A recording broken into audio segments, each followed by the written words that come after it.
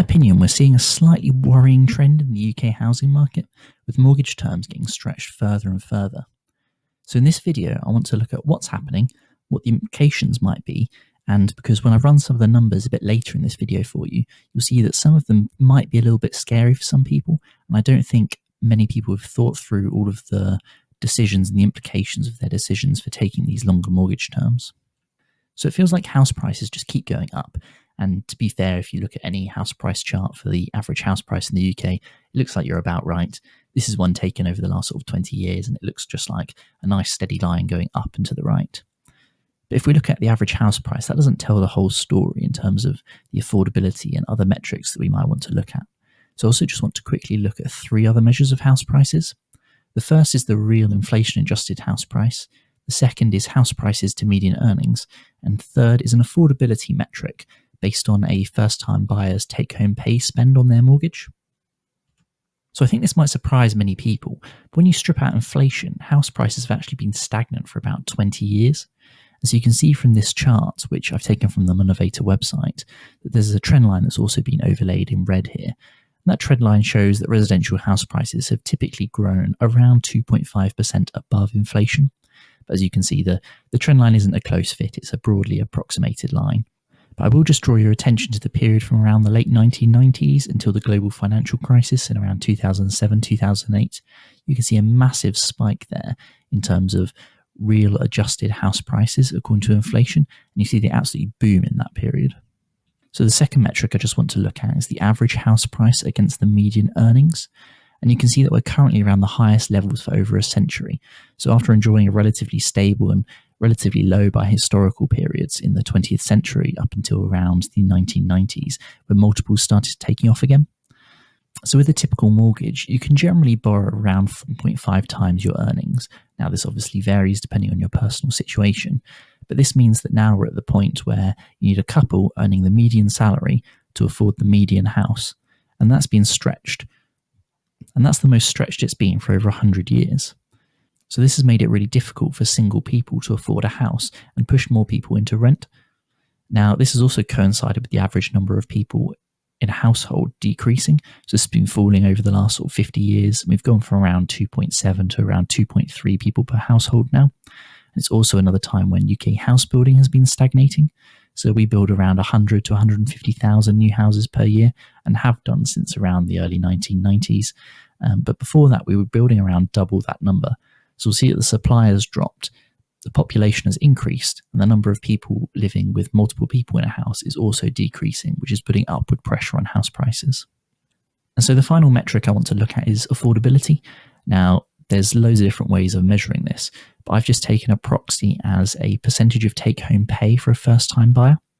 And so we can see that actually that house prices as a measure of take-home pay are at a peak that we haven't seen since the late 80s and the global financial crisis, with around 45% of the first-time buyers' take-home pay at 5.5% interest rates now going on their mortgage repayments. So we can see that house prices as a multiple of salaries are fairly stretched, and also the recent house price increases have led to it being a larger take-home pay. And so people are trying to find ways to reduce the impact in their lives. So what actually is the average buyer now doing? So the simple answer that most buyers seem to be taking is that trying to spread the cost over a longer and longer time period. So we've seen a steady rise in mortgage terms from the traditional 25-year mortgage, which was historically tied to an endowment mortgage policy. And now that those aren't really a thing, we've seen the term length of mortgages start being pushed further and further out. And now the average first-time buyer will be taking on a mortgage over 30 years in length. And this trend doesn't really seem to be slowing down. Now, I'm also seeing just more and more news articles about lenders increasing the terms because, let's be honest, it's in their interest to sell mortgage products, because the more mortgage products they can sell, the more money they can make. And if those mortgage products are over longer terms, it also means there's a greater amount of interest that needs to be paid over the lifetime of that mortgage than if you had a shorter mortgage. Now, obviously, as we start increasing the mortgage term, it's going to push the end date of those mortgages a long way into people's retirements. And so what I've started to see is that lenders are increasing the maximum age that they will lend people to. So I've seen this go up to 75 and in some instances around 80 years old. And so this is pushing potential long-term mortgages well into state pension age, where if you're a first-time buyer now, the average age is around 34, the chances are your state pension age will be 68 or higher. So we can see that someone might be paying a mortgage up to 12 years after they've started receiving their state pension. And so they've likely been retired for a little while by that point. So I just want to start running some of the numbers here. And so based on the average first-time buyer age, which according to USwitch is 34, if a 34-year-old took out a 45-year mortgage now, that means that mortgage would last until they're 79 years old. So that mortgage is well into your retirement. So if we take that 45-year mortgage term, let's say it's a 90% loan-to-value purchase, so it's a mortgage of £252,000. Let's say the interest rate is 5.5%, which is broadly the kind of figure you might be looking at if you were to take a mortgage out at the time of recording. And so that would give you a monthly repayment of around £1,262 per month to cover that mortgage. Now, in 45 years, inflation will have done its magic. Hopefully your salary would have increased. And so that means actually as a percentage of your take-home pay and as a measure of purchasing power, that will decrease in value. So if we assume that the Bank of England meets its 2% inflation target and can maintain that for the next 45 years, in real terms, so in terms of how much purchasing power it would cost, your mortgage would only be around £508 per month. And you'll see why this becomes important a bit later when I start comparing it to some other numbers. So we'll assume that council tax and utilities and internet, etc., come to £200 each, so £400 total. And again, we'll assume those increase in line with inflation. Probably a bit debatable considering they've gone up pretty heftily in the last sort of 5-10 years. That would mean that in today's purchasing power, at the end of your mortgage, you'll be paying around £908 per month for your housing costs. And so I've also made the assumption that state pension will increase in line with inflation. It may go higher than that if the triple lock stays. It may be less than that if the triple lock gets axed. But just for simplicity, I'm assuming it increases in line with inflation. And so you can see that at that point, state pension is likely to be your primary source of income as someone who's 79 years old, and it only just about covers your housing costs if you were a single person. So you'd better hope that at that point in your life, you either have significant private pension savings to cover everything else that you may want to do, such as buy food, run a car, or maybe the occasional holiday, or that you're in a couple so you get 2 times the state pension. So we can also look at what's known as the Retirement Living Standards website. So this is an organisation that publishes approximate values of what they think people need to retire on to live either a minimum, a moderate, or a comfortable lifestyle. So for the sake of argument, I've been using their numbers. We can disagree or agree on the numbers.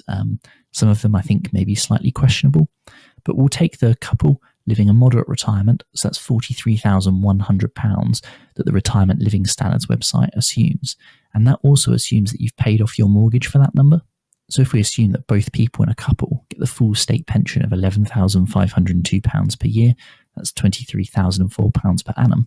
And then you have housing mortgage costs of £6,096 per annum. So that's that real adjusted figure that we worked out in a previous page. I'm going to exclude utilities and bills, etc., because everyone would have to pay those anyway. There'd be a shortfall of £26,192 per year for this couple. So crudely speaking, that couple is going to need pension investments, assuming a 4% withdrawal rate, of £654,800 to support that lifestyle. Now, to some people that might sound like quite a large number, but to put it another way, if their mortgage had finished at state pension age, that £655,000 could be reduced by £155,000 to just over £500,000 at £502,400. So we can see that by taking your mortgage into retirement, you're significantly increasing the amount of private savings you need to meet this moderate lifestyle. So what's the problem there? Well, I don't think that many people are quite realizing the trade-off that they're making. So I think most people take out a longer mortgage term just looking at it going, oh, that's less money that I need to spend every month now because I'm spreading it over a much longer period of time. And I doubt that many are increasing their pension contributions to fill the £150,000 gap that might be appearing because, let's be honest, as humans, we aren't that great at long-term planning and money can be a little bit abstract that far into the future. So I would just say that if you have a monster mortgage like this, or even contemplating getting one, please make sure that you have a plan to plug the gap into retirement. So that could be increasing your pension savings to build up a larger pot to meet that £150,000 shortfall. Again, the shortfall will vary depending on your situation.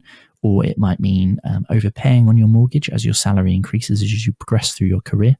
Or it might mean that if interest rates do end up going back down towards the zero interest rate policy that we've had over the last decade, that might relieve some of your monthly repayments, which might mean that when you remortgage, you could reduce the term of your mortgage to try and stop it spilling into your retirement.